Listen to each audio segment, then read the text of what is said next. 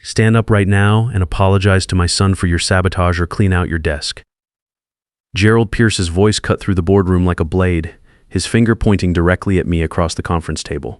The 18 board members and senior staff sat in dead silence, waiting for my response. Russell Pierce, Gerald's 28-year-old son and our newly promoted operations director, smirked from his chair beside the executive team. "My name is Eugene Walsh. I'm 49 years old, and that moment proved my 19 years as senior systems engineer at Titan Aerospace Defense Systems meant nothing to the Pierce family. Let me back up and tell you how this whole mess started 8 months ago. Back then, I ran the systems engineering department with a team of 12 solid engineers. We specialized in aircraft structural components for military contracts, and I knew every specification, every safety protocol, every failure point by heart. After serving 8 years in the Air Force working on aircraft maintenance and then working my way up from the shop floor, I'd earned respect through actual work, not family connections. Then Gerald hired his son Russell. First day on the job, Russell rolled up in a brand new Porsche 901, wearing a custom suit that cost more than most of my guys made in a month. He had an MBA from Stanford and exactly 0 real-world aerospace experience. According to Gerald, Russell was there to modernize our operations and bring innovative cost management to an aging workforce. Red flag number 1, but I figured every boss's kid deserves a chance to prove themselves. "Eugene, you'll be mentoring Russell," Gerald announced during our department meeting. "Show him our processes. He's got some fresh ideas about optimizing efficiency." Russell's first fresh idea was cutting our fatigue testing protocols by 60% to accelerate production schedules. When I explained that aircraft components require specific safety certifications, he waved me off. "Look, Gene, I understand you're comfortable with traditional methods, but we need to embrace lean manufacturing principles. My father expects measurable improvements, not status quo thinking." That's when I realized we had a serious problem. This wasn't just nepotism. This was dangerous nepotism applied to military aircraft manufacturing. The real trouble started 4 months later when we landed the Phoenix military aircraft contract worth $200 million over 3 years. It was the biggest deal in our company's 22-year history. The contract specified manufacturing wing spar assemblies and engine mounting systems using Ti6Al 4-volt titanium alloy with specific fatigue resistance requirements and stress testing standards. Russell was assigned to lead the cost analysis phase while I handled technical specifications. His initial reports showed production costs 30% lower than my engineering assessments. When I questioned the numbers, he got defensive. "Maybe you're not seeing the optimization opportunities here, Gene. I've identified several process improvements that could save us millions while maintaining quality standards." I reviewed his analysis that evening. Russell had systematically replaced Ti6Al 4-volt titanium specifications with commercial-grade titanium alloy, eliminated heat treatment cycles, and reduced stress testing from 5 samples per batch to 1 sample per production run.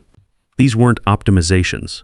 They were fundamental alterations that would produce structural components 45% weaker than contract requirements. "Russell, these changes violate basic metallurgy principles. Commercial-grade titanium can't provide the fatigue resistance that Ti6Al 4 volts delivers. Pilots will die if this equipment fails during flight." That's your interpretation. My analysis shows commercial grade can meet performance requirements at significant cost savings. My father agrees we need to think strategically about profit margins. I scheduled an emergency meeting with Gerald the next morning. "Eugene, I appreciate your concerns, but Russell has identified legitimate opportunities for improvement. His cost projections show we can increase profit margins by 24% while delivering a product that meets all essential requirements."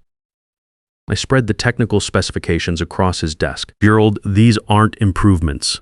These are material substitutions that will fail FAA inspection and violate federal contract terms. We'll face criminal fraud charges if we submit equipment that doesn't match approved specifications." Gerald leaned back in his leather chair. "I think you're being overly conservative. Russell has advanced business training from one of the top MBA programs in the country. He understands strategic considerations that pure engineering perspectives might miss. I understand that commercial-grade titanium has a fatigue limit 40% lower than Ti6Al 4 volt. No MBA program changes basic physics." Gerald's expression hardened. "Eugene, I'm going to say this once. Russell represents the future direction of this company. If you can't adapt to new methodologies, then perhaps it's time to consider whether you're the right fit for our evolving organization. The threat was clear: accept Russell's dangerous modifications or find another job. Over the following 3 months, things escalated rapidly. Russell started attending my engineering meetings uninvited, contradicting my technical assessments in front of my team. He'd send emails to FAA certification officials with revised specifications, copying me as if I'd approved the changes. When federal inspectors asked technical questions during site visits, Russell would defer to me, then later blame any confusion on my unclear communication style. 3 of my best engineers, Stanley Grant, Joyce Miller, and Norman Stone, requested transfers to other departments, not because they'd lost confidence in my abilities, but because Russell had made it clear that association with resistant personnel would impact their career advancement opportunities. My team shrank from 12 engineers to 9, while Russell's influence expanded throughout the organization. The breaking point came during preparation for the major FAA compliance review scheduled for December 8th. I'd spent 3 weeks documenting why Russell's material substitutions would compromise safety and violate contract specifications. The night before our presentation, I was working late when I heard voices from the main conference room. "Dad, what happens if the FAA asks technical questions I can't answer tomorrow?" "Don't worry, Russell. I've already briefed the certification team that Eugene has been resistant to efficiency improvements. If there are any technical issues during the presentation, we'll frame them as his failure to provide adequate documentation support." I stopped outside the conference room door and activated my phone's recording function. But what if they want to see the original engineering specifications? Eugene's original specifications reflect outdated, overly conservative approaches that would make us non-competitive. Your analysis demonstrates we can meet all critical requirements while improving profitability. Trust me, after tomorrow's presentation, you'll be leading this entire department. That conversation changed everything. This wasn't incompetence or even standard corporate politics. This was deliberate fraud, and they were planning to destroy my career to cover their tracks. Time to fight back. I started documenting everything the next morning, every email, every meeting, every conversation. I kept backup copies of all original engineering reports and compared them with Russell's modified versions. The differences were staggering. He'd systematically altered material specifications, eliminated crucial safety tests, and reduced inspection requirements across 31 different contract items. The most dangerous change involved the wing spar assemblies. My original specifications called for Ti6ALL 4-volt titanium with specific fatigue resistance of 50,000 cycles minimum. Russell's version substituted commercial-grade titanium with no fatigue requirements. The commercial grade would provide approximately 45% less structural integrity than required titanium alloy. Pilots would die if this equipment failed during flight. But I needed more than technical documentation. I needed proof of criminal intent. The FAA compliance review was scheduled for the following Tuesday. Gerald announced that Russell would present our cost analysis to the federal certification team. I wasn't invited to attend. Russell will handle the technical presentation. Gerald informed me during our Monday morning meeting. Your role is to provide documentation support if requested. Gerald, the FAA team will have specific questions about metallurgy, stress analysis, and fatigue testing protocols. Russell doesn't have the engineering background to answer those technical inquiries. He has my complete confidence. That should be sufficient. I understood the setup. They were positioning Russell to fail during the presentation, then blame me for inadequate technical support. Classic scapegoat strategy. That evening, I stayed late again. Sure enough, Gerald and Russell were in the conference room preparing for Tuesday's presentation. I positioned myself outside the door with my phone ready. Just follow the presentation outline. Gerald was instructing. If they ask technical questions you can't answer, explain that Eugene was responsible for engineering briefings, but failed to provide comprehensive documentation. What if they want to see the original specifications? There are no original specifications. Eugene's analysis was incomplete and overly conservative for modern manufacturing standards. Your cost optimization study represents our official engineering position. I had it all recorded, but something Howard Foster from IT security told me the next day made the situation much worse.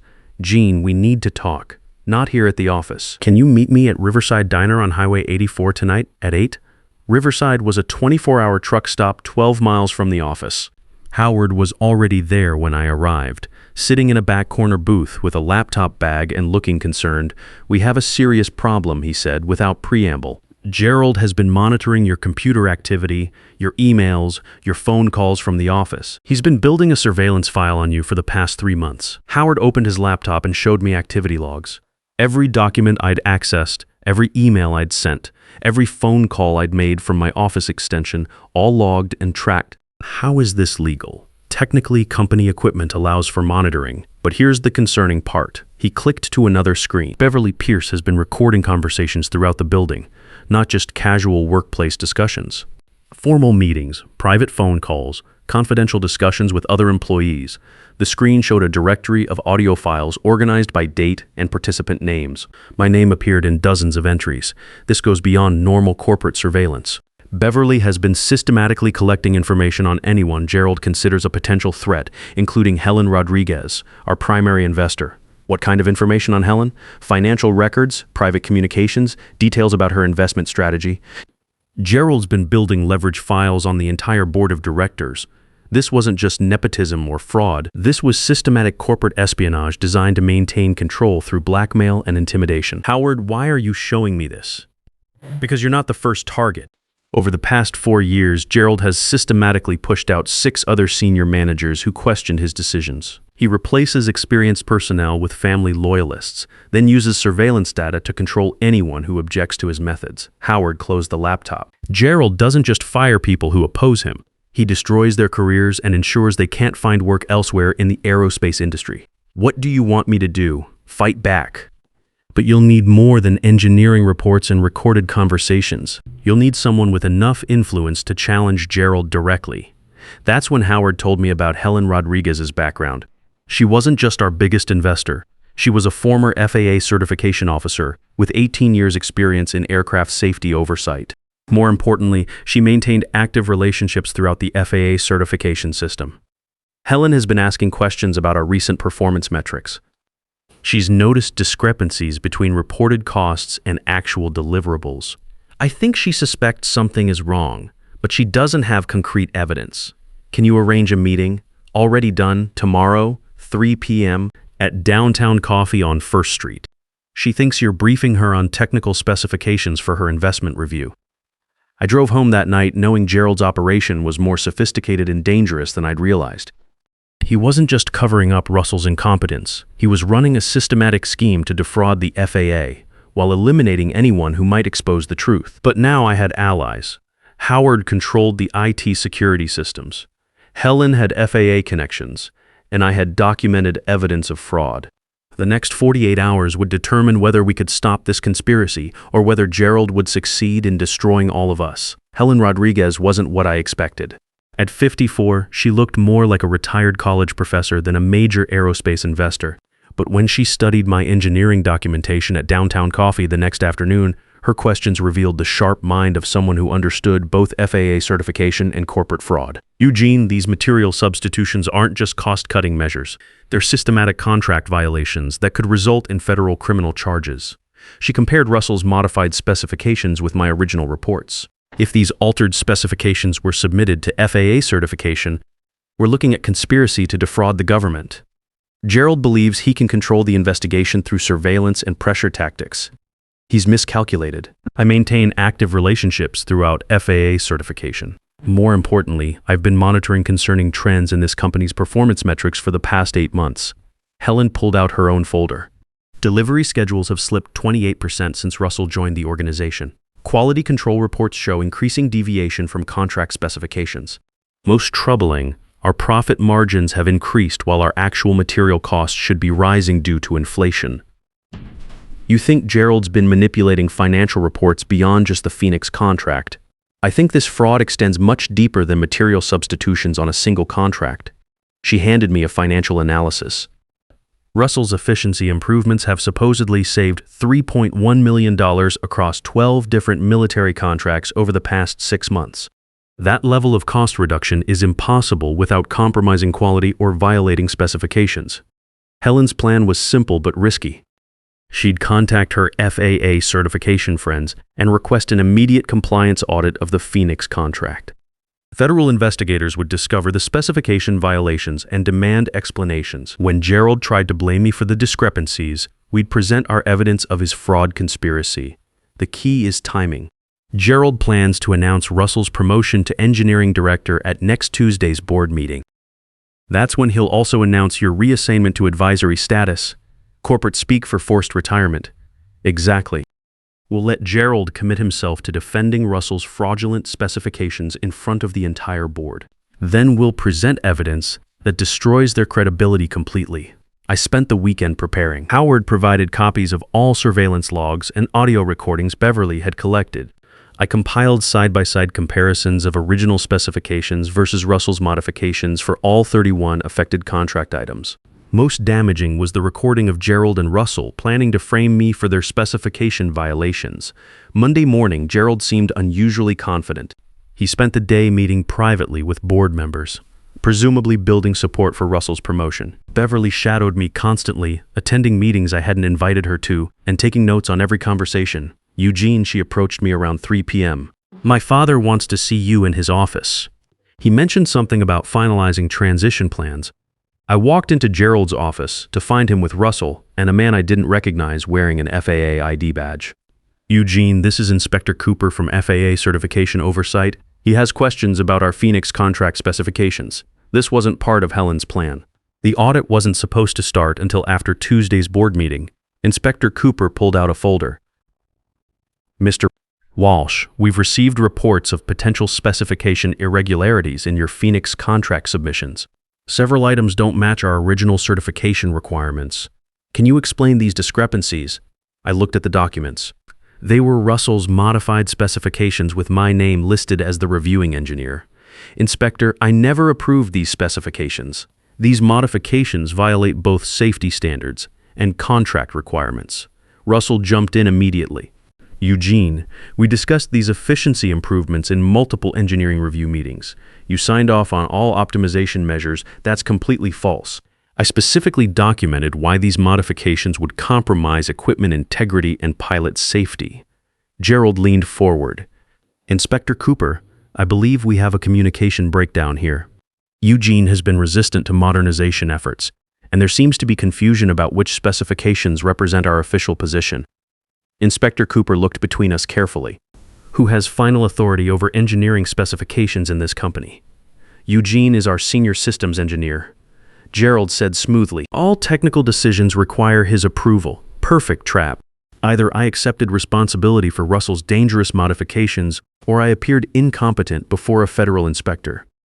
Gerald thought he'd cornered me completely, but I'd spent 19 years learning how to handle pressure, starting with 8 years of Air Force service under combat conditions. You don't survive military aircraft maintenance without learning when to hold your ground. Inspector Cooper, I'd like to request a formal review of all engineering documentation. I believe there have been unauthorized changes to approved specifications, and I have evidence that these changes were made without my knowledge or consent. Gerald's confident expression flickered for just a moment. Eugene, I don't think that's necessary. We can resolve any misunderstandings internally. Actually, Inspector Cooper said, given the nature of these contracts and the seriousness of these allegations, a formal review is exactly what's required.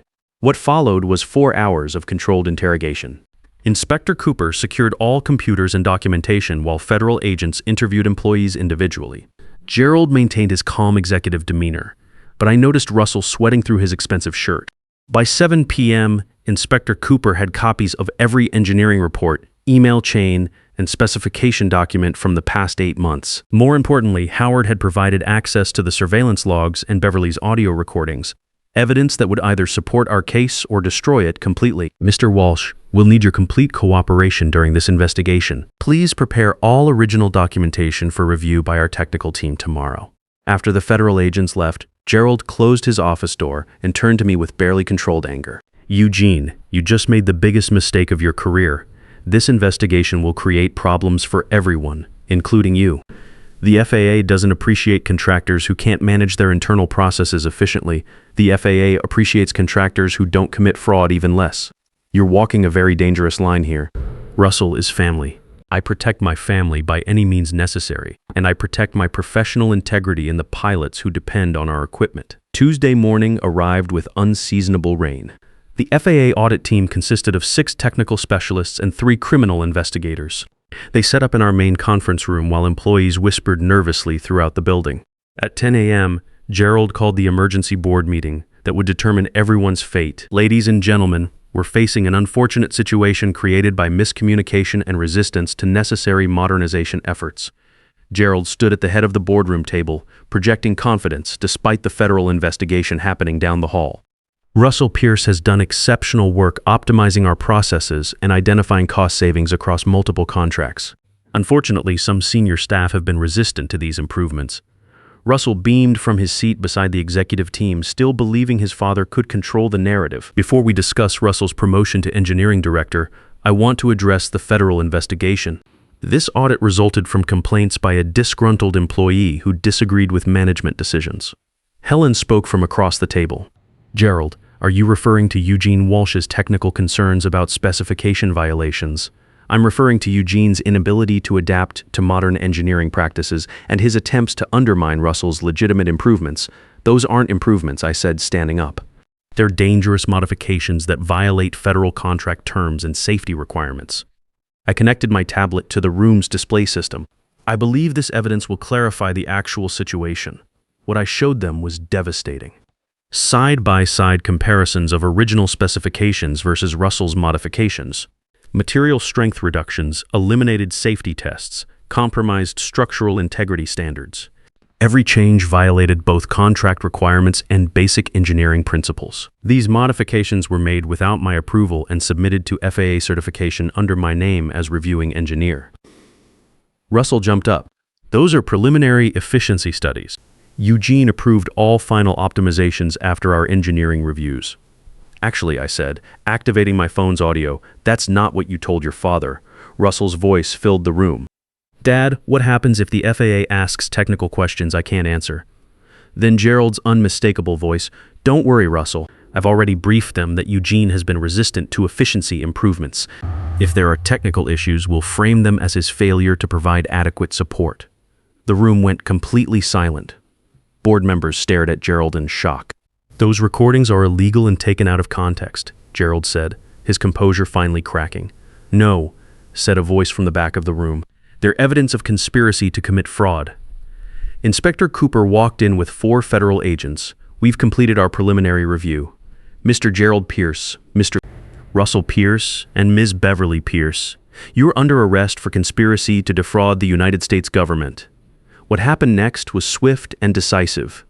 Federal agents secured all company computers and phones.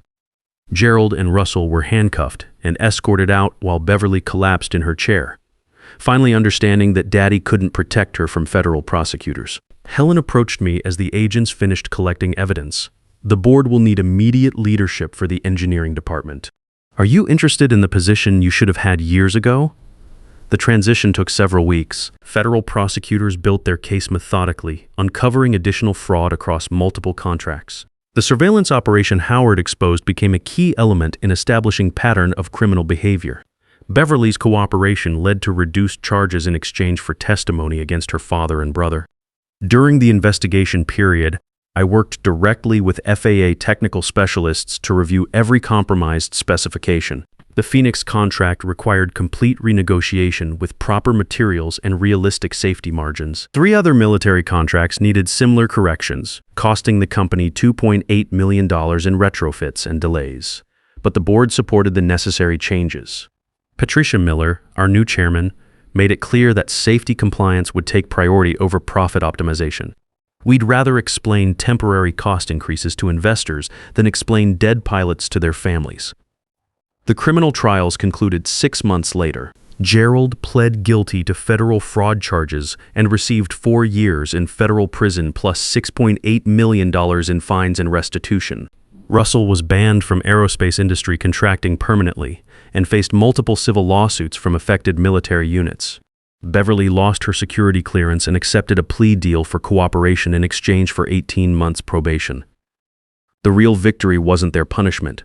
It was rebuilding trust with FAA certification and proving that experienced engineering judgment matters more than MBA cost optimization theories. Howard got promoted to Chief Information Officer and implemented comprehensive cybersecurity protocols. Helen joined our board as chairman, ensuring proper executive oversight. Most importantly, we now hire veterans, community college graduates, and state university engineers who understand that military aircraft isn't about profit margins. It's about bringing pilots home alive. Our engineering team expanded from 9 to 18 engineers, all hired based on competence rather than family connections. We established a structured program for military to civilian transition, recognizing that combat experience translates directly to understanding life or death consequences in engineering decisions. The company culture changed completely. Open-door policies replaced surveillance operations. Technical expertise gained respect over theoretical business knowledge. Safety protocols became non-negotiable standards rather than suggestions to be optimized away. 6 months after taking over as VP Engineering and Safety, I received a letter from Colonel Martinez, the Phoenix Contract Program Manager. The structural modifications your team implemented exceeded our expectations. The enhanced fatigue resistance provides additional safety margins that could save lives in combat situations. This is exactly the kind of engineering excellence we need from our contractors. That letter meant more than any profit report ever could. If you've dealt with workplace nepotism or corrupt management, document everything and find allies who value integrity over politics. Sometimes fighting a broken system means taking risks that privileged kids will never understand. Experience beats education when lives depend on your work. And sometimes doing what's right means standing up to people who think family connections matter more than professional competence. The aerospace industry has long memory for both failures and excellence. Gerald's fraud became a cautionary tale discussed in procurement offices throughout the Pentagon. Our company's recovery became a case study for how experienced leadership can rebuild trust after corporate corruption. That's my story. Eugene Walsh, Vice President of Engineering and Safety, Titan Aerospace Defense Systems. Still here, still fighting for quality over shortcuts. Still making sure our equipment works when it matters most. Because in this business, there's no room for compromise when pilots' lives hang in the balance. Sometimes the biggest battles aren't against competitors or market forces. They're against the corruption that grows inside your own organization when people mistake authority for expertise.